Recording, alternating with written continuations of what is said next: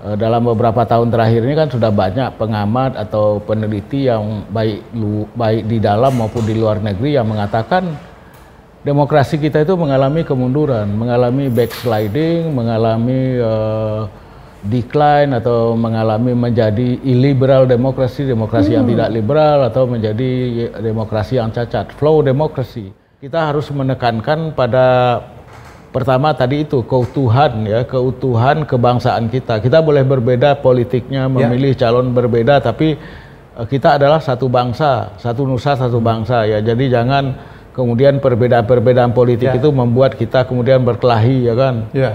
Karena terlalu mahal ongkosnya. Betul, betul. Ya.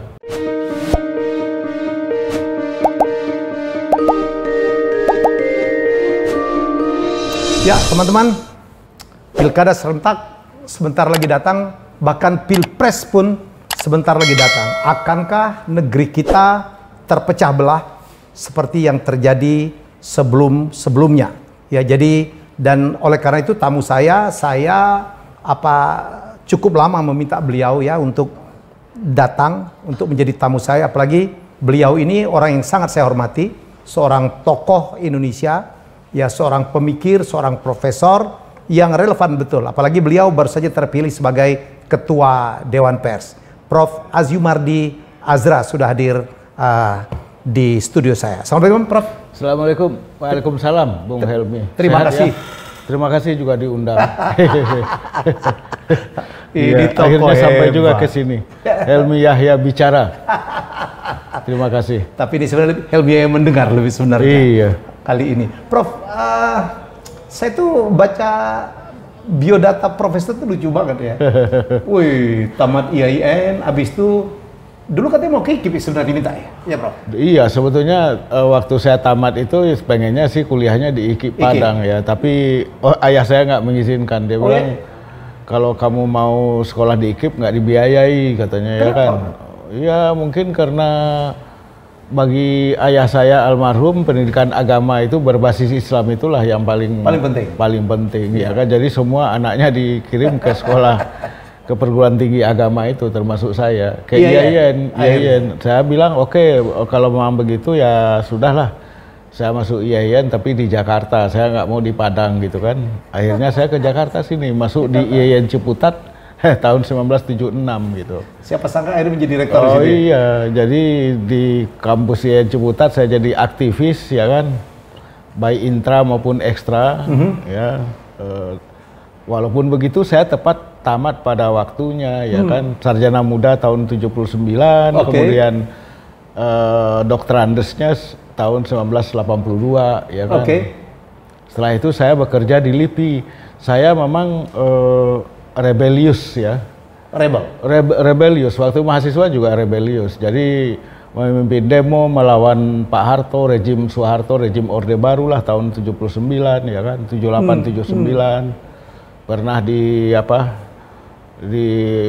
dimasukkan ke markas CPM Guntur, kemudian pernah dibantu dibebaskan, dilepaskan oleh Kapendam 5 Jaya yang sekarang sudah almarhum, yaitu Letkol Anas Malik dia. Itu sudah almarhum dia sekarang. Orang Awak juga? Orang Awak, dan kemudian pernah menjadi Bupati Padang Pariaman ya, setelah selesai di sini. Kemudian dialah yang membebaskan saya, dan kemudian akhirnya saya diizinkan keluar dan diganti dengan wajib lapor setiap hari Senin Kemis itu. Sempat berapa hari, Prof? Di sel? Oh itu lapornya seminggu aja, nggak lama sih di sel. Di sana. Tapi nggak di sel nggak diapa-apain? Nggak diapa-apakan ya, nggak. Ya tapi kemudian cepat Pak Anas Malik membantu membebaskan gitu. Jadi rebelius. Saya pernah juga mendemo rektor Profesor Harun Nasution ya, karena Pak Harun Nasution menaikkan SPP dan menutup perpustakaan untuk malam hari ditutup ya kan. Kemudian saya datangi Pak Harun dengan 2 orang kawan ke kantornya ya. Saya bilang, Pak, ini mahasiswa udah banyak bergerombol Pak, mau demo ya kan, menuntut supaya SPP diturunkan kembali, jangan dinaikkan. Perpustakaan juga dibuka kembali malam gitu. Kalau nggak diturunkan, kalau nggak dikembalikan nanti saya khawatir mahasiswa ini macam-macam gitu. Pak Harun marah, dia Profesor Harun Nasution, dia bilang Anda saudara mengancam saya ya katanya. Ya kalau saudara mengancam-ngancam saya, duduk saja di sini jadi rektor, Anda saudara menggantikan saya sebagai rektor. Saya bilang bukan begitu Pak, gitu kan. Bukan maksud saya begitu, cuma ini menyampaikan aja keadaannya seperti itu. Ya tapi nggak boleh saudara begitu ya, saudara jadi rektor. Ya udah akhirnya begitu ya, rupanya kemudian akhirnya saya juga tanpa diduga kemudian jadi rektor malah. Berapa ya tahun kan? kemudian tuh Prof? Berapa tahun kemudian setelah Prof Harun Nasution? Ya itu sekitar 10 tahun lah. Langsung jadi jadi rektor? Jadi rektor 89, kemudian 98 ya sekitar hampir 20 tahun dah. Ya. Karena kan saya mengambil S2 dulu, S2 dan S3. Di Columbia lagi? Di Columbia, ya. Columbia University itu salah satu dari Ivy League, universitas yang paling berat, paling top lah di Amerika. Ivy League. Ya, Ivy League ya. Itu sejajar dengan MIT, Harvard ya. Harvard, Princeton kemudian itu, dan memang saya berangkatnya ke sana itu dengan beasiswa Fulbright. Jadi waktu itu Menteri Agama Munawir Sazali punya program khusus dengan Dubes Amerika Paul Wolfowitz ya. Paul Wolfowitz. Top banget ya. Top banget ya. Duta besar Amerika untuk Indonesia. Ya, di Indonesia. Dia bilang minta supaya ini anak-anak muda dosen dari IAIN ini dikirim ke Amerika gitu kan, belajar untuk S2. Maka dapat berangkat 6 orang ya. Salah satunya saya, dan saya belajar sejarah di Columbia itu gitu. Sejarah apa Pak? Sejarah pre-kolonial lah, pre-kolonial Southeast. Termasuk Indonesia? Iya, pre-kolonial Southeast Asia, jadi sebelum Belanda gitu kan, sebelum. Terus? Ya jadi saya dapat beasiswa Fulbright, tapi Fulbright kan harus pulang lagi ke Indonesia, karena memang peraturannya begitu. Nanti setelah 2 tahun di Indonesia baru boleh lagi, eligible lagi, boleh lagi minta beasiswa. Nah saya nggak mau pulang, saya cari-cari lah beasiswa. Akhirnya, dari program lain? Dari macam-macam, minta kemana-mana, tapi akhirnya yang berhasil itu dari Columbia, saya dapat Columbia President Scholarship gitu, multi years. Jadi Columbia yang memberikan ya. Columbia sebagai negara atau sebagai university? Columbia sebagai universitas. Oke. Presiden Columbia, Columbia bukan Kolombia ya. Kalau Columbia kan negara di Amerika Latin, ini Columbia. Jadi itu yang mengasih beasiswa, multi years beasiswanya, dan ya itu dapatnya ya karena mereka melihat nilai-nilai saya waktu program S2 itu. Kalau di Amerika disebut straight A student ya. Straight A student itu ya nilainya A semua gitu. Jadi apa, magna cum laude? Iya. Nah, jadi di atasnya cum laude lagi. Iya, jadi setelah saya nanti ujian disertasi tahun akhir 92, memang lulusnya cum laude saya. Yang di dalam istilah sana itu disebut dengan with distinction. With distinction. Distinction. Jadi itulah ceritanya. Setelah itu baru saya pulang ke Indonesia, dan saya memang tidak punya keinginan lain kecuali ke kampus saja. Jadi saya kembali ke kampus itu tahun 90. Ke IAIN Ciputat tahun 93 itu. Kemudian mendirikan jurnal studi Islamika yang dalam bahasa Arab dan bahasa Inggris dan bahasa Arab. 3 bahasa, 1 artikel dalam bahasa Indonesia. Sampai sekarang masih terbit, sejak tahun 94 sampai sekarang masih terus terbit. Jurnal Scopus Q1, termasuk Q1. Jadi itu kualifikasi paling tinggi dari jurnal ilmiah ya. Jadi kalau orang mau profesor di Indonesia ya harus ada yang tulisannya dimuat di jurnal Scopus itu. Nah kita termasuk ya. Kita jurnal ini membantu beberapa kawan lah di perguruan tinggi lain, termasuk di UI dan tempat lain, memuat tulisan mereka, kemudian untuk mereka menjadi doktor, ya? Menjadi profesor. Profesor Ya. Saya nggak usah sebutkan nama orangnya, tapi ya kita bantulah, kita dukung ya, karena untuk dimuat di jurnal Scopus artikelnya itu bukan usaha yang mudah juga, karena harus menunggu dan lain sebagainya. Ya. Jadi, dan akhirnya berapa tahun kemudian profesor menjadi rektor? Iya, kemudian singkat cerita tahun 94-95 saya ke Oxford ya kan. Menjadi fellow di sana, ya, visiting fellow, mengajar juga di St. Anthony College, ya. Setelah setahun saya balik lagi ke sini, ke Jakarta. Kemudian ya mendirikan pusat bersama-sama dengan beberapa kawan, mendirikan Pusat Pengkajian Islam dan Masyarakat, PPIM. Lembaga penelitian yang sampai sekarang juga merupakan salah satu dari lembaga penelitian yang paling menonjol lah, paling terkemuka di Indonesia gitu.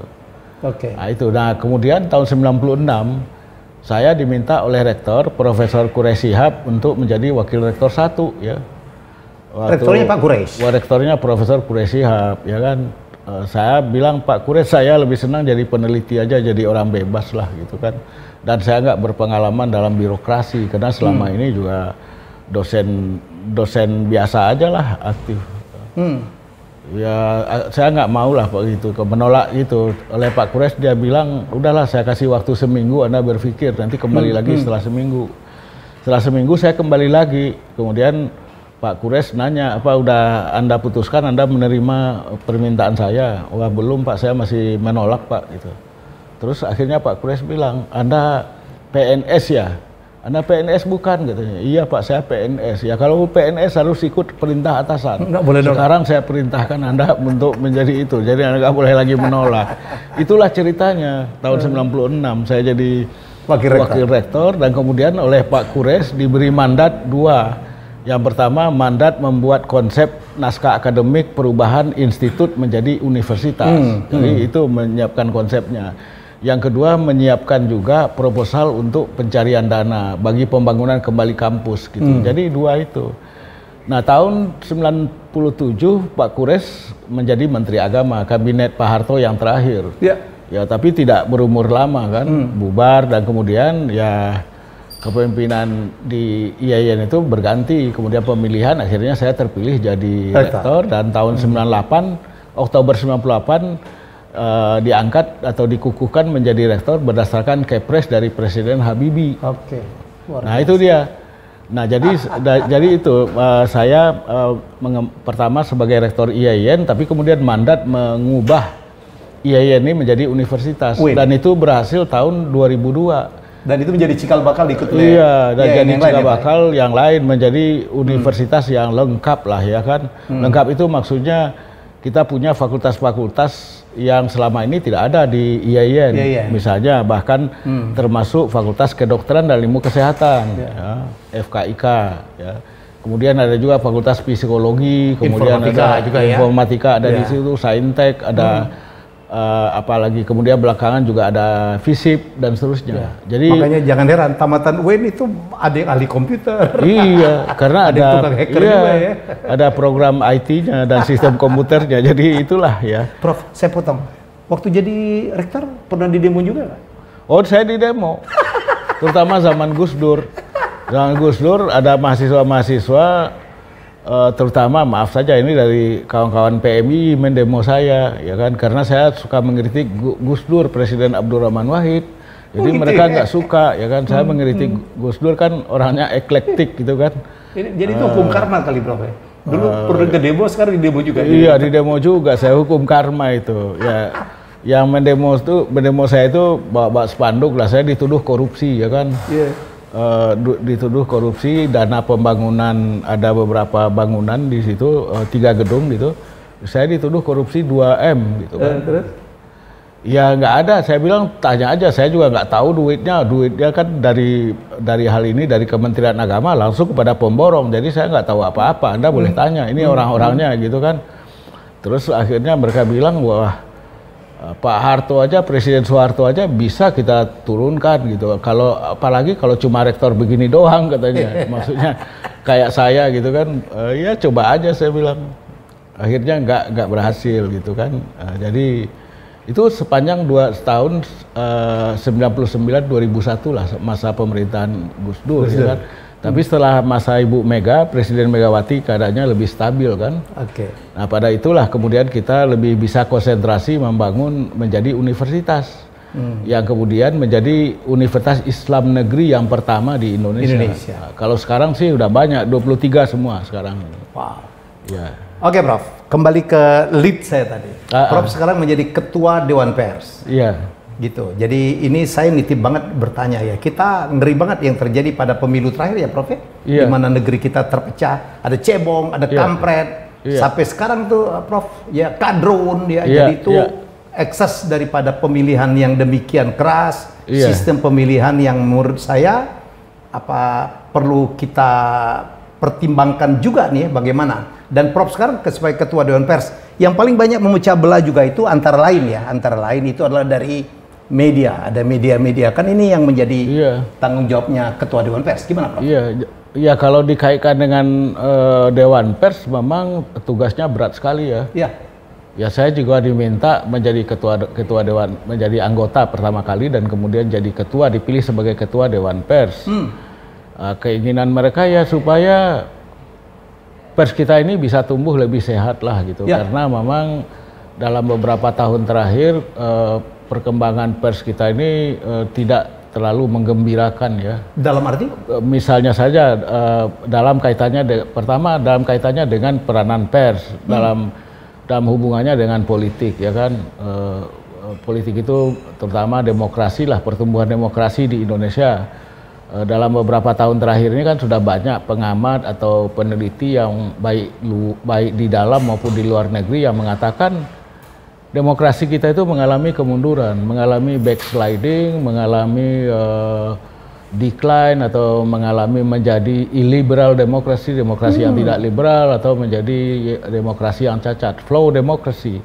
Nah, salah satu yang sering disebut sebagai indikator kemerosotan demokrasi itu adalah menyempitnya kebebasan berekspresi, kebebasan freedom of speech, freedom of expression itu berkurang. Berkurang ya Pak? Bukan sekarang bebas sekali orang bicara? Tidak juga, ya kalau dari sudut pemerintahnya mungkin tidak terlalu mencolok ya, tapi kan kalau kita lihat misalnya bahkan juga dari pemerintah, kalangan pemerintah lah, pejabat tinggi pemerintahan ya nggak boleh dikritik atau nggak boleh dibongkar misalnya bisnisnya, kemudian menggunakan undang-undang ITE dikriminalisasikan pelapornya. Walaupun yang mengadukan orang lain ya, unsur masyarakat. Iya masyarakat ya kan. Jadi masyarakat itu tidak lagi bebas. Makanya berbagai survei juga menunjukkan bahwa dalam beberapa tahun terakhir ini semakin banyak masyarakat kita ini yang takut berbicara bebas, misalnya mengkritik pejabat atau itu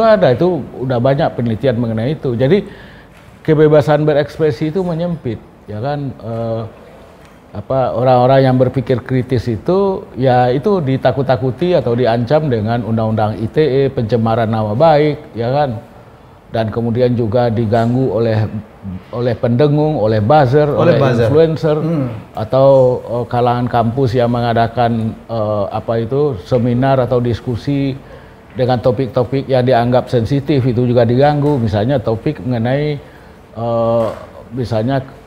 ketentuan perundangan mengenai pemakzulan misalnya, ya kan. Itu dianggap sensitif karena seolah mengarah kepada orang tertentu atau kepada presiden. Itu kemudian nggak bisa dilakukan. Padahal kan sebagai dialog saja ya. Dibubarkan itu, bubar akhirnya. Orangnya HP-nya gawainya juga dibajak, dihack itu masih berlanjut sampai sekarang. Bahkan belum lama ini salah seorang kawan kita yang masih muda itu ya, perempuan, itu juga dihack karena dia ikut membela mahasiswa itu. Senat Mahasiswa Indonesia ya, seluruh Indonesia, BEM SI, Badan Eksekutif Mahasiswa Seluruh Indonesia, dia ikut itu rapat-rapat dan bicara kritis, akhirnya HP-nya dibajak gitu ya. Kayak begitu itu Bung Helmi. Jadi itu yang dibilang kebebasan freedom of speech, freedom of expression kita menjadi berkurang. Itu hak paling hakiki dari hak asasi manusia ya? Iya, bukan hak asasi manusia saja, tapi sering disebut orang sebagai salah satu dari pilar demokrasi, ya kan? Salah satu esensi dari demokrasi, itu kan sering disebut begitu. Jadi freedom of speech. Iya, freedom of speech, ya kan? Melalui media cetak, melalui pembicaraan, melalui di seminar dan sebagainya. Itu, jadi tugas Dewan Pers itu ingin mengkonsolidasikan kembali pers itu, pers supaya misalnya bisa orang itu bisa lebih dapat mengungkapkan pikirannya, perasaannya itu secara lebih bebas seperti zaman dulu lah. katakanlah dulu zaman Pak Habibie itu kan Pak Habibie kan dan kemudian juga masa Gus Dur terutama itu kan sangat bebas ya kan. Indonesia itu adalah salah satu dari negara di mana kebebasan persnya itu termasuk paling tinggi lah ya dibanding dengan negara-negara lain. Jangan bicara misalnya Asia Tenggara, itu di seluruh dunia Indonesia itu. Nah, jadi ya Prof, tanpa kita sadari. Tanpa kita sadari ya. Karena saya dengar di Amerika pun sebenarnya pers pun dikontrol ya Prof ya. Secara tidak langsung. Secara tidak langsung. Secara tidak langsung dikontrol. Tapi mungkin kalau di Amerika mungkin lebih banyak dikuasai oleh politik partisan ya kan. Politik partisan baik dari Demokrat maupun Republik ya? maupun Demokrat. Yang saya kira yang paling dalam tanda kutip ya berbahaya itu Republik ya kan. Republik itu kan juga mendukung misalnya kelompok-kelompok neo-Nazi, kelompok-kelompok kanan, orang itu yang terutama didukung yang sebetulnya tidak memberikan tempat bagi kebebasan ekspresi. Gitu. Oh jadi Indonesia itu lebih bebas? Oh Indonesia lebih bebas, liberal, lebih bebas, lebih liberal ya. Pada masa saya kira sejak masa Gus Dur, masa terutama Pak Habibie yang bikin pers Indonesia itu bebas sama sekali itu kan Pak Habibie. Ya. Dia melalui Menteri Penerangannya Yunus Yosbiah membebaskan pers Indonesia itu. Dulu itu kan kalau kita mau bikin media kan harus ada SIP ya. Harus siup. Ya, sama surat izin terbit dulu kan. Yang dapat itu berat banget. Susah. Itu harus mahal sekali biayanya. Mahal sekali biayanya. Dan lama. Lama. Ya kan? Nah sekarang nggak. Kalau mau menerbitkan apa saja juga nggak ada masalah. Tidak perlu siup. Sama sekali tidak perlu siup sampai sekarang. Dulu surat izin usaha penerbitan, siup. Iya, siup. Penerbitan pers. Penerbitan P-nya yang double dua P itu, ya, double P itu. Penerbitan sampai sekarang juga nggak ada. Itu dari sudut itu tidak perlu lagi, ya kan? Sampai sekarang juga. Tapi dari sudut misalnya bahwa orang yang berbicara memainkan peran sebagai check and balances. Atau misalnya media gitu ya memainkan peran sebagai check and balances, sering mendapat harassment ataupun juga apa itu diganggu gitu ya, perundungan, dibully gitu, itu semakin meningkat, terutama dalam 3 tahun terakhir ini ya. 3 tahun terakhir ini perundungan itu terhadap kebebasan pers itu dilakukan pertama oleh orang-orang yang memainkan orang-orang yang sering disebut sebagai buzzer atau dengung ya, dan buzzer rupiah malah ya, buzzer rupiah, dan itu memang mereka disponsori oleh pihak-pihak tertentu ya kan, kita nggak tahu pasti siapa, tapi umumnya buzzer itu adalah pro penguasa ya kan, dan kemudian mereka itu menghantam mereka yang bersuara kritis kepada pemerintah, kepada Presiden Jokowi dan sebagainya, itu yang jadi sasarannya. Kemudian ada influencer, pengaruh yang memengaruhi orang misalnya untuk berpikir positif, apa saja yang dilakukan oleh pemerintah itu adalah positif gitu, walaupun dalam kenyataannya kan nggak begitu gitu. Nah, itulah yang mengganggu kebebasan pers kita itu, termasuk yang juga saya kira sangat mengganggu itu adalah Undang-Undang ITE itu yang sedikit-sedikit ada yang sedikit pencemaran nama baik, sedikit-sedikit pencemaran nama baik. Dan polisi mau tidak mau harus proses ya, Prof? Iya, polisi, ini juga menjadi masalah. Polisi itu bersikap parsial. Jadi kalau misalnya yang diadukan itu adalah orang anti pemerintah, maka itu cepat diproses, ditangkap atau dipanggil, dipakein baju orange tahanan gitu ya. Ada cepat itu. Tapi giliran misalnya orang yang oposisi ya punya orang yang pro pemerintah mengedarkan isu yang enggak itu dibiarkan aja. Itulah yang kemudian menimbulkan juga ketidakpuasan. Bukan ketidakpuasan di kalangan masyarakat bahwa pemerintah, polisi ini berlaku tidak adil ya kan. Kalau yang pro pemerintah dibiarkan aja melakukan disinformasi, mencemarkan nama orang tertentu, kelompok tertentu, ya kan, dibiarkan saja oleh polisi, walaupun diadukan berkali-kali ya dibiarkan aja, ya kan. Itu nyata ya, Prof? Oh nyata sekali. Kita nggak mau sebutkan namanya, ya kan. Tapi ada itu yang begitu itu, yang buzzer itu yang semua orang tahu ini buzzernya yang pro pemerintah lah, ya kan. Tapi ada ketika dilaporkan dia misalnya menyinggung, katakanlah oleh umat Islam tertentu, kalangan Western tertentu ini nggak benar ini bersikap berbau penistaan misalnya, dilaporkan ke polisi tidak pernah melakukan apa-apa ya kan, tidak melakukan apa-apa. Tapi kalau giliran orang yang kritis, misalnya mungkin mengedarkan video atau melakukan pernyataan, mengeluarkan pernyataan yang kritis, atau itu bisa diadukan ke Barreskrim dan ditangkap oleh polisi, ya, dan diproses ke pengadilan. Itu cukup banyak yang seperti itu gitu. Dan dipertontonkan kepada publik, ya kan, pakai baju kuning, tangannya diborgol. Yang saya protes itu di beberapa channel TV, saya bilang jangan diperlakukan dong. Itu aktivis-aktivis itu yang berjuang untuk demokrasi, yang berjuang untuk kemaslahatan bangsa, tapi diperlakukan seperti kriminal, diperlakukan seperti koruptor oleh KPK, misalnya kan dipakein jaket warna orange itu. Nah ini juga dipakein oleh polisi. Ya saya bilang itu tidak pada tempatnya ya. Orang-orang yang sebetulnya menginginkan Indonesia yang lebih baik ya, tapi dengan sikap kritisnya, tapi kemudian diperlakukan seperti penjahat gitu, penjahat kriminal gitulah. Nah, seperti itu. Nah, jadi ini masalah yang kita hadapi ya sekarang ini. Jadi salah satu tugas Dewan saya bayangkan Dewan Pers sekarang ini adalah ya memperkuat kembali peran Dewan Pers itu. Malah saya menyebutnya peran Dewan Pers itu harus menjadi critical partners of government and society. Yeah. Jadi menjadi mitra kritis dari pemerintah dan masyarakat. Pemerintah itu maksudnya 3 cabang itu, yaitu eksekutif, legislatif, dan yudikatif. Ya. Itu kalau mereka melakukan mengambil kebijakan program yang positif, kita dukung, kita apresiasi, kita dukung, ya kan, untuk kemaslahatan bangsa. Tapi kalau mereka melakukan program-program yang tidak benar atau bisa merugikan kehidupan bangsa, harus kita kritik, jangan diam-diam saja. Misalnya banyaklah yang dilakukan yang tidak pada tempatnya. Misalnya kalau sekarang ini pemerintah mengangkat penjabat kepala daerah misalnya dengan diam-diam, ya kan, tidak melibatkan masyarakat sipil, tidak melibatkan PLH sekarang. Bukan PLH, PLT. Penjabat istilahnya. Bukan penjabat. Oh. Kalau PLT itu pelaksana tugas. Ini itu penjabat. Yang jadi, sekarang terjadi penjabat gubernur gitu ya. Iya, itu bupati dan wali kota, ya kan. Itu diangkat saja oleh menteri dalam negeri.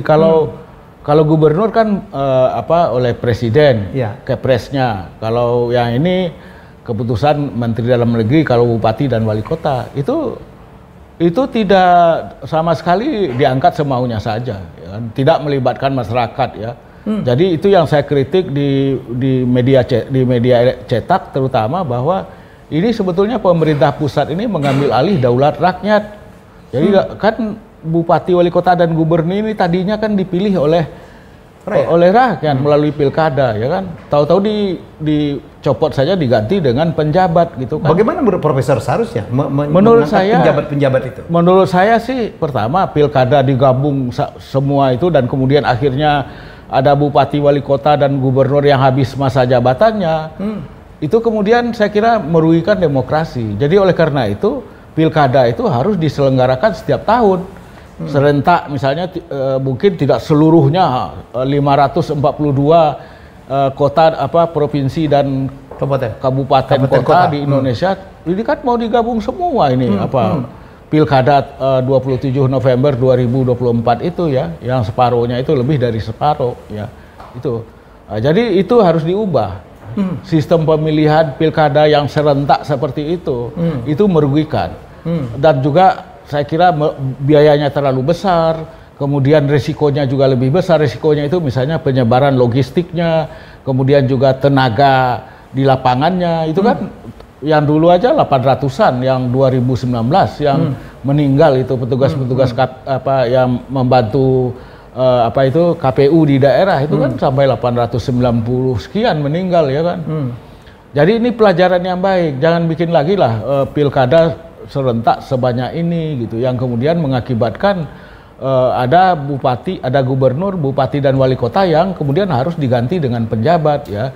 Nah itu yang pertama. Yang kedua, karena keadaannya sudah terpaksa seperti itu, maka kemudian pemerintah harusnya lebih bijak, jangan kemudian menentukan sendiri penjabat-penjabat itu. Ajaklah misalnya masyarakat atau DPRD di daerah di mana bupatinya itu atau wali kotanya mau diganti, ya kan, mau diganti dengan penjabat aja lah DPRD-nya, karena DPRD itu kan juga representasi dari rakyat, ya kan, ajaklah, jangan main putuskan sendiri dari Jakarta. Karena kemudian ternyata memang eksesnya muncul, misalnya ada gubernur yang menolak melantik itu yang sudah di-SK-kan oleh Menteri Dalam Negeri, ya ditolak. Maluku Utara misalnya menolak, Maluku juga menolak, itu kan.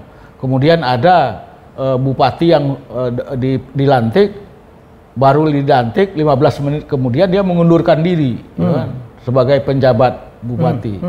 Ada lagi yang lebih, menurut saya lebih parah dalam konteks demokrasi adalah bahwa tentara aktif itu diangkat, seorang brigjen diangkat menjadi penjabat bupati di Seram bagian barat itu, di Kabupaten Seram bagian, itu kan jelas nggak benar kan. Di mana nggak benarnya, Bro? Di mana nggak benarnya? Itu nggak benar kan, nggak boleh. Polisi, tentara itu yang aktif tidak boleh menjadi. Oh, itu ada aturannya? Ada aturannya, nggak boleh. Kalau dia mau jadi gubernur, jadi dia harus bupati, pensiun dulu? Dia harus pensiun dulu atau mengundurkan diri, jadi orang sipil dulu. Kalau dia masih dinas aktif, belum pensiun atau tidak mengundurkan diri, nggak bisa. Makanya kan kemudian MK ketika ada gugatan seperti itu, MK mengatakan yang pertama, pemerintah harus bikin peraturan mengenai proses pemilihan itu, ada standar-standarnya, ukurannya, yang diangkat sebagai pejabat itu orang kualifikasinya apa saja, ya kan. Yang kedua, dalam pengangkatan itu siapa saja yang harus dikonsultasi, ya kan, misalnya. Kemudian juga ditegaskan oleh MK dalam putusannya itu adalah bahwa yang boleh menjadi penjabat itu hanya ASN, aparatur sipil negara, tidak boleh polisi, tidak boleh tentara, itu jelas-jelas itu. Itu kriteria, ya kan? Jadi bagaimana seharusnya, Prof, untuk menentukan penjabat-penjabat itu idealnya? Ya, karena keadaannya sekarang udah terlanjur, ya kita nggak mungkin memundurkan melaksanakan pilkada ya tahun 2022, 2023 ini kan nggak mungkin. Jadi mau nggak mau memang harus penjabat ya. Walaupun tadi saya bilang itu merugikan kita, demokrasi kita ya. Karena daulat rakyat diambil alih oleh daulat pemerintah pusat, katakanlah begitu. Nah, dalam keadaan seperti itu saya memang sudah mengusulkan juga secara terbuka baik di media cetak maupun juga di media elektronik. Yang pertama ya pemerintah harus transparan dalam memilih itu, ya, memilih calon-calon itu, baik untuk calon gubernur maupun calon bupati wali kota. Itu harus transparan, dan untuk itu harus dibikin peraturannya, peraturan pemerintah, kriteria-kriterianya, misalnya dari sudut umurnya, dari sudut pengalamannya, kepangkatannya, ya kan, itu harus jelas. Ini kan nggak ada, ya kan. Dan juga dalam peraturan itu juga dijelaskan dari sudut kepegawaiannya, yang mana yang boleh. Jelas itu harus hanya HSN, aparat sipil negara atau PNS, tidak boleh tentara, tidak boleh polisi aktif, itu jelas. Harus ASN? Harus ASN. Itu kalau orang sipil nggak boleh, Bro? Iya, itu ASN nggak boleh juga. Tokoh masyarakat biasa aja, misalnya pengusaha atau apa? Nggak bisa. Nggak bisa, karena ini penjabat. Penjabat. Kan? Kalau yang terpilih ya boleh, yang swasta yang bukan PSN malah untuk maju sebagai katakanlah bupati wali kota, kalau dia PNS ya harus mundur dulu. Betul, ya kan? aturannya. Betul. Termasuk anggota DPR juga, tapi kan? ini karena penjabat maka bukanlah orang yang berafiliasi dengan politik, ya kan? Jadi harus ASN yang dianggap itu netral, ya kan? Apalagi 2 tahun dalam tahun-tahun sekarang ini, tahun-tahun politik menuju pemilu dan pilkada, ya kan? Nah, jadi itu yang pertama. Jadi harus jelas regulasinya dulu, bikin peraturan pemerintahnya. Kemudian yang kedua, saya kira harus melibatkan publik, ya kan? Wakil-wakil dari masyarakat sipil, wakil-wakil dari masyarakat setempat, dari provinsi atau dari bupati, kabupaten dan wali kota, ya, tokoh-tokoh masyarakatnya, tokoh mantan atau tokoh masyarakat kepimpinan formalnya bisa dikonsultasi, informal juga ya, informal juga, ulama atau siapapun gitu kan, DPRD-nya perlu dikonsultasi. Ada keterbukaan lah, Prof. Ada keterbukaan, ya kan. Jadi prosesnya itu memang terbuka di depan publik, sehingga kemudian publik itu bisa menilai ini orang pantas atau tidak, gitu kan. Jadi ada public hearing gitu kan. ada dengar orang melihat calonnya ini, kalau perlu ya calon-calon yang diajukan itu atau yang mau itu dari kalangan ASN ini menyampaikan dulu visi dan misinya, ya kan? Ada begitu juga ya? Harusnya. Nggak boleh begitu. Kesannya dropping gitu aja ya? Kalau sekarang kan diangkat saja begitu rupa oleh Mendagri ataupun oleh Presiden, di SK-kan saja itu gubernur-gubernur itu tanpa melibatkan masyarakat. Tapi kata Prof, nanti sekarang Mendagri udah mulai ada upaya untuk melakukan... Iya, jadi setelah banyak kritik, beberapa hari belakangan ini udah mulai itu dari kalangan Kementerian Dalam Negeri menyatakan bahwa mereka akan menyiapkan rancangan peraturan itu ya. Agar tidak terulang ya? Agar tidak terulang, karena ini kan masih banyak sekali. Ini yang diangkat kan baru sedikit, yang menjadi penjabat itu baru mungkin sekitar 40-an gitu kira-kira. Sementara yang mau diganti itu, mau jadi pejabat itu semua separuh ya dari seluruh kepala daerah, sekitar 272 gitu ya. Sekian ya itu. Jadi itu akan terus sampai nanti tahun 2023. Jadi masih lama prosesnya. Jadi sebetulnya kalau Kementerian Dalam Negeri tidak terlambat, belum terlambat banget lah untuk membuat peraturan itu. Ini penting dalam rangka menjaga stabilitas politik, kohesi sosial, itu penting sekali. Apalagi menjelang tahun politik ya. Ya kalau sekarang kan udah mulai itu terjadi eskalasi politik ya di beberapa daerah, ya kan. Gubernurnya marah karena calonnya sama sekali tidak dipertimbangkan oleh Kementerian Dalam Negeri, dikirim orang lain yang nggak tahu ujung pangkalnya, begitulah kira-kira begitu ya. Jadi menurut saya pemerintah harus lebih bijak agar tidak terjadi eskalasi politik yang saya kira akan mengganggu kohesi sosial. Ya, itu makin berat nih jadi ketua Dewan Pers ya. Apalagi Dewan Pers seperti yang tadi saya katakan, kita ini berharap bisa menjadi mitra krisis dari pemerintah. Ya kan. Jadi kalau ada hal yang negatif yang kurang menguntungkan seperti pengangkatan penjabat daerah itu, kepala daerah, kita harus sampaikan bahwa itu tidak pada tempatnya, begitulah. Masih ada jalan yang sebetulnya yang lebih bijak yang bisa dilakukan oleh pemerintah tanpa harus menimbulkan reperkusi atau ekses-ekses yang tidak kita harapkan gitu. Prof, Dewan Pers ini kan mengawasi lembaga pers kan, betul? Iya. Ya. Tapi banyak sekali sekarang media-media online ya yang menganggap dirinya bukan lembaga pers. Ini gimana, Prof? Ya, jadi kalau saya ini yang kedua yang menjadi prioritas, yaitu mencoba menghadapi atau meresponi perkembangan di dunia pers kita yang itu sangat rumit dan kompleks gitu ya. Saya membagi dunia pers kita itu menjadi dua, ya kan. Yang pertama adalah pers konvensional dalam bentuk cetak maupun TV ya. Dan radio juga begini. Radio itu termasuk konvensional yang juga punya ada online-nya. Jadi TV punya online, media cetak juga punya online gitu. Tapi mereka ini sekarang terdesak, ya kan, karena digitalisasi, munculnya media sosial. Media-media baru. Media-media baru, new media itu yang muncul, media sosial ya. Oleh karena itu, menurut saya kita harus Dewan Pers ini harus lebih inklusif. Jadi harus merangkul itu new media itu. Karena sekarang itu kan kayak banyak sekali teman, termasuk kita pun, ya kita bikin sendiri aja. Tidak perlu izinnya juga, kita bingung kemana ya. Iya, kalau izin sih tidak perlu, ya kan. Yang diperlukan itu dibayangkan oleh Dewan Pers itu adalah bahwa kita bersikap inklusif, merangkul semua ini. Yang saya sebut sebagai new media yang pada dasarnya itu adalah web based media, ya kan, atau YouTube based media, ya kan. Itu harus kita rangkul. Karena apa? Karena mereka juga memainkan peran sebagai peran jurnalistik. Sekarang udah banyak orang udah beralih ke nonton media-media baru ya. Iya, media-media baru ini. Jadi kita nggak bisa abaikan begitu, harus kita rangkul. Jadi apa yang sudah dilakukan oleh Dewan Pers, Prof? Yang pertama kita mencoba berdialog, berdiskusi dan merangkul mereka, karena media yang model Helmi Yahya bicara ini itu ada yang dirundung, ada mengalami perundungan. Hostnya sendiri seperti Pak Helmi Yahya ini, atau narasumbernya yang mengalami perundungan, mendapat harassment gitulah kalau bahasa Inggrisnya. Sehingga kemudian ya mereka udah ada yang bilang ke saya, tolong dong Dewan Pers melindungi kita gitu.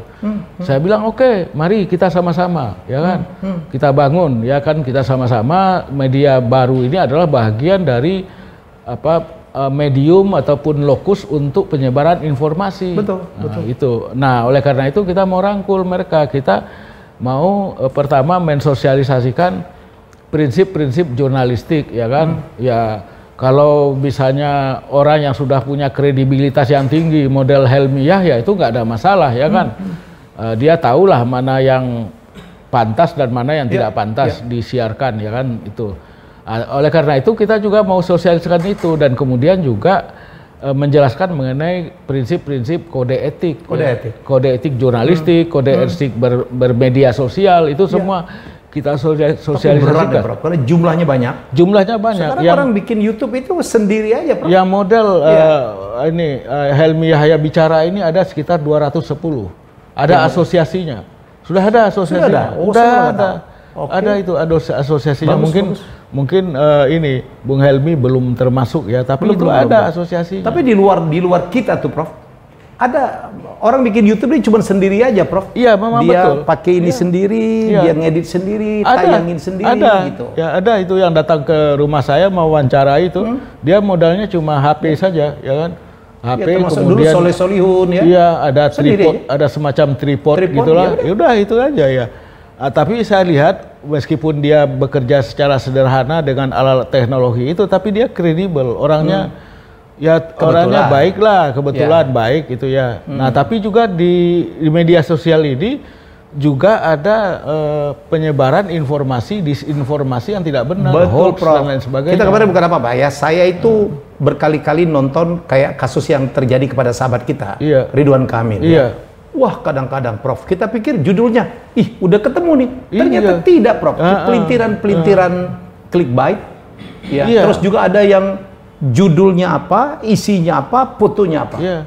Jadi itulah yang harus kita, saya bilang tidak menertibkan ya, tapi kita ajak sama-sama lah membangun. Ya karena domainnya bukan domain Dewan Pers juga kan? Iya, membangun pers Indonesia yang sehat, yang kredibel, yang akurat. Jadi mereka harus kita tahu, kita kasih, kalau yang begitu itu harus kita sosialisasikan itu prinsip-prinsip jurnalistik, harus objektif. Kita menyambut baik, Prof. 5W 1H gitu. Kalau yang sekelas Helmi Yahya bicara, saya kira nggak ada masalah. Oh iya, gitu. karena saya kan sebelumnya di media. Kan? Sebelumnya kita di tahu. media. Tapi kan orang yang seperti saya mungkin yang nggak banyak juga, Prof. Di luar itu ada ribuan, mungkin puluhan ribu ya. Puluhan ribu. Ratusan ribu barangkali. Dan bukan hanya YouTuber. Mereka bukan hanya menyebarkan berita-berita yang tidak benar ya, hoax ataupun provokasi seperti itu.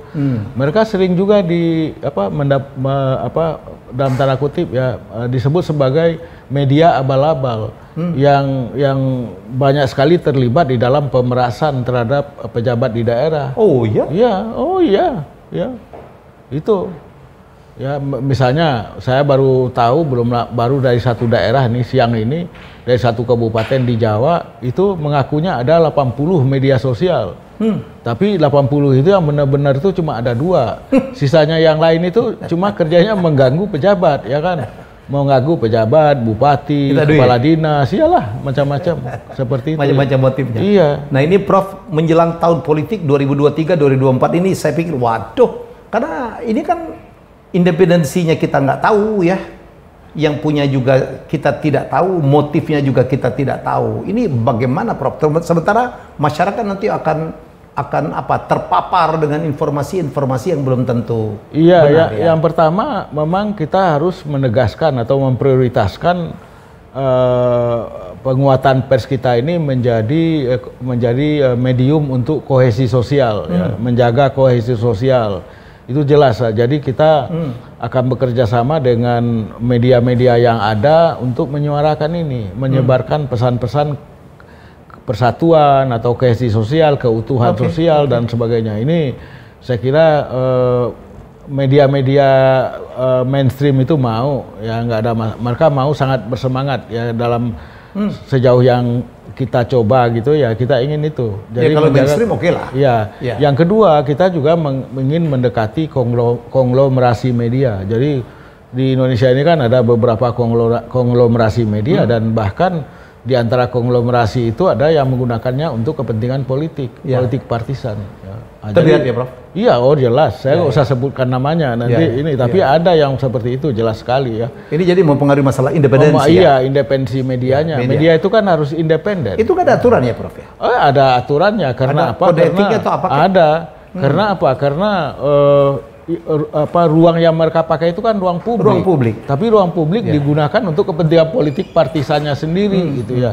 Jadi tidak berimbang. Itu sejauh apa sanksi bisa dilakukan oleh Dewan Pers, Prof, kalau terjadi pelanggaran begitu?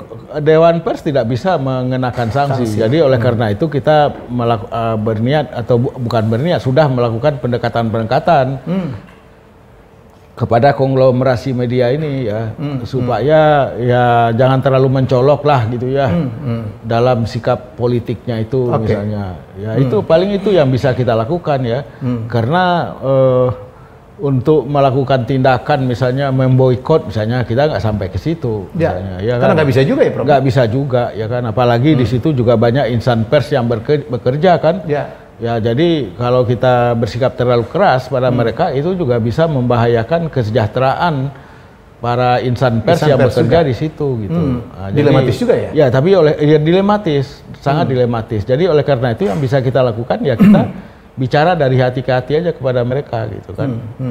Saya kira ya menurut saya sih peluang untuk itu sih ada ya kan, peluang gitu. Ya kita mau banget, Prof, kita menjelang tahun 2023, 2024 ini damai gitu ya. Tidak terpecah belah. Iya.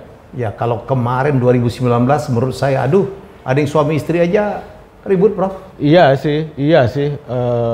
Mungkin karena kontestasi politiknya, terutama kontestasi pilpresnya terlalu head to head. Apalagi kemudian waktu itu ada sisa-sisa atau remnants gitulah, sisa-sisa dari konflik dari yang muncul dari pilkada DKI itu kan, ya kan 2017 itu. Nah, itu kan ada sisa-sisanya ya kan. Di mana ada politik agama segala macam masuk yang disebut sebagai politik identitas. Kemudian masuk ke pemilu 2019 ya kan, ada 212, kemudian ada dukung-mendukung dengan calon-calon presiden yang ada ya kan, ada itu ya, walaupun itu ambiar ya. Jadi hal-hal seperti itu harus kita antisipasi. Jadi memang kita harus menekankan pada pertama tadi itu keutuhan kebangsaan kita. Kita boleh berbeda politiknya, memilih calon berbeda, tapi kita adalah satu bangsa, satu nusa, satu bangsa ya. Jadi jangan kemudian perbedaan-perbedaan politik itu membuat kita kemudian berkelahi ya kan, karena terlalu mahal ongkosnya. Betul. Dan mestinya kalau setelah kontestasi selesai, yang sudah ya sudahlah. Iya. Kalau sekarang saya melihat masih ada tuh, Prof. Oh iya, masih berkelanjutan. Masih berkelanjutan walaupun tidak keras ya. Jadi ya saya juga sudah melakukan baik melalui media cetak maupun elektronik supaya para politisi ini agar hati-hatilah dalam menggunakan diksi-diksinya, termasuk juga tim-tim sukses mereka ya. Janganlah menggunakan diksi-diksi yang tidak benar lah, konotasinya jelek seperti kadrun atau cebong. Iya, masih dipakai ya kan. Saya bilang itu udahlah, nggak usah lagi dipakai yang begitu-begitu ya kan, karena itu merendahkan kemudian menstigmatisasikan orang gitu. Makanya kemudian ini yang begini-begini harus kita sosialisasikan terus-menerus, dan supaya media kita ini turut mensosialisasikan ya kan. Kita menghimbau kepada peran-peran pers ya, kepada politisi ya kan, supaya menahan dirilah untuk tidak menggunakan misalnya ayatisasi atau menggunakan ayat-ayat agama, kitab suci, itu nggak usah lah ya. Karena itu akan menimbulkan perpecahan ya kan. Prof, sekarang udah ada yang calon-calon udah diminta ya kan sebagai capres. Udah mulai bermunculan, Prof. Oh iya, baliho-baliho udah. Iya, kalau itu sih udah muncul sejak dari beberapa waktu yang lalu ya, udah agak lama itu ya.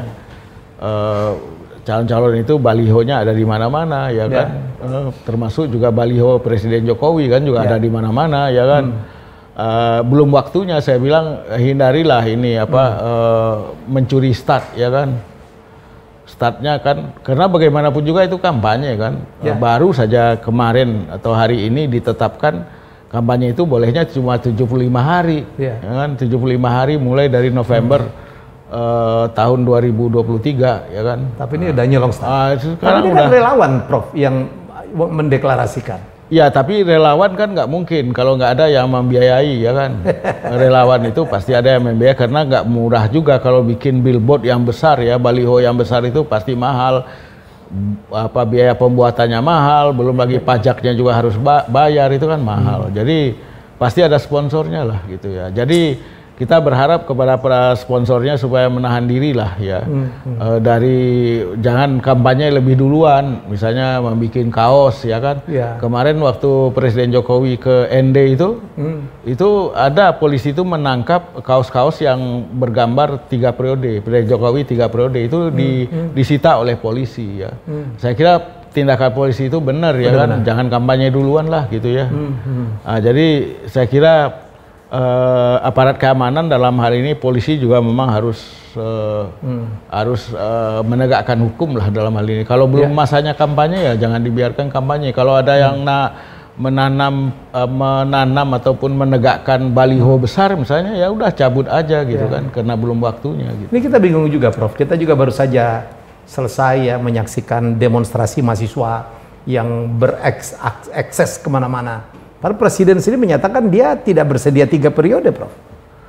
Apa yang terjadi pada masyarakat Indonesia jadi sebenarnya? mungkin mahasiswanya juga terpengaruh oleh isu-isu atau oleh pandangan orang-orang tertentu, ya kan, yang belum percaya bahwa Presiden Jokowi tidak bersedia lagi maju ketiga kalinya gitu. Masih ada itu di dalam masyarakat kita, itu masih ada. Bahkan ada yang lebih keras lagi, bukan hanya sekedar menuntut Presiden Jokowi mundur sekarang juga itu ada, atau revolusi misalnya sekarang juga. Belum tuntas ini, Prof, ya? Iya, masih ada itu. Walaupun saya nggak setuju sama sekali dengan misalnya Pak Jokowi diturunkan, nggak setuju saya. Tunggu aja lah. Tunggu aja, sebentar lagi, nggak lama, dua tahunan lagi, ya kan.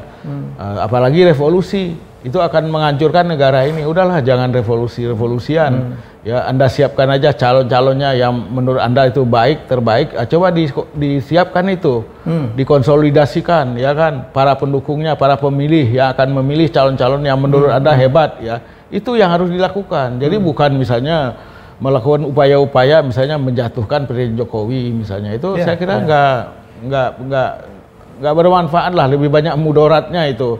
Membuat masyarakat kita terpecah belah, ya. Kita boleh nggak setuju sama Presiden Jokowi, tapi kita juga harus sabar lah, ya kan. Konstitusional, nunggulah sampai 14 Februari 2024 atau menunggu sampai Presiden Jokowi selesai tanggal 20 Oktober 2024 digantikan oleh presiden baru dan wakil presiden baru. Jadi kita harus juga bersabar untuk mematuhi undang-undang dasar, ya kan. Undang-undang politik kita itu kan kita harus menunggulah, jangan kemudian bikin gerakan-gerakan yang justru menimbulkan perpecahan, menimbulkan kegaduhan dalam masyarakat kita gitu. Itu. Jadi itu yang terakhir. Prof, kemarin Profesor sempat ngomong wacana Profesor setuju untuk reformasi boleh aja jilid 2 atau apa, gimana sih, Prof? Iya, jadi saya memang menganjurkan bahwa ada beberapa aspek dari kehidupan kebangsaan kita itu mengalami kemunduran, tidak sesuai dengan cita-cita reformasi kita, ya kan. Jilid 1. Jilid 1, misalnya pemberantasan KKN, korupsi, kolusi, nepotisme. Sekarang ini kan surut gara-gara Undang-Undang KPK itu diubah menjadi Undang-Undang sekarang nomor 19 tahun 2019. Jadi 2019 itu diubah. Akibatnya apa? KPK kita kurang fungsional. Memang masih ada sih KPK itu menangkapi orang-orang, ya kan, pejabat, bahkan mantan pejabat pun juga ditangkap, mantan wali kota, ya. Tapi itu recehan-recehan, ya, yang sebetulnya bukan urusan KPK. Urusan KPK itu yang besar-besar lah, 500 miliar atau 1 triliun itu yang dikejar, ya kan. Ini kalau cuma ratusan juta, ya kan, itu sebetulnya kejaksaan harusnya ataupun polisi, ya kan. Nah, jadi ini agenda reformasi yang tidak jalan dengan baik, yaitu pemberantasan KKN misalnya. Itu harus. Kemudian yang kedua adalah sistem politik kita. Sistem politik kita ini terlalu transaksional, ya kan? Jadi mau jadi caleg, mau jadi calon bupati atau calon wali kota, calon gubernur itu biayanya sangat mahal. Ya. Harus membayar para pemilih, ya kan?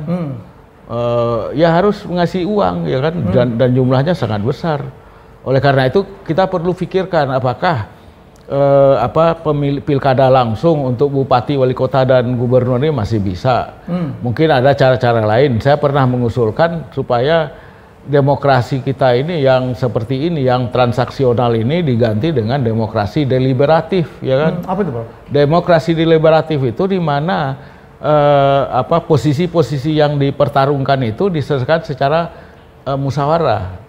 Deliberatif itu kalau misalnya di tingkat kota dan kabupaten ya melalui DPRD, ya kan? Jadi tidak membuat rusaknya masyarakat kita secara luas. Kita tinggal mengawasi DPRD-nya saja, ya kan? Ya, itu bisa secara teknis bisa dilakukan, ya bisa dilakukan. Itu jadi kembali zaman dulu ya, Bro? Iya, sebetulnya sudah pernah ada di zaman akhir Presiden SBY. Betul. Udah ada undang-undangnya bahwa pilkada dikembalikan kepada pemilihan di DPRD. Tapi karena kemudian ditekan oleh partai politik, akhirnya Pak Presiden SBY mengeluarkan Perpu membatalkan undang-undang itu. Nah, akibatnya apa?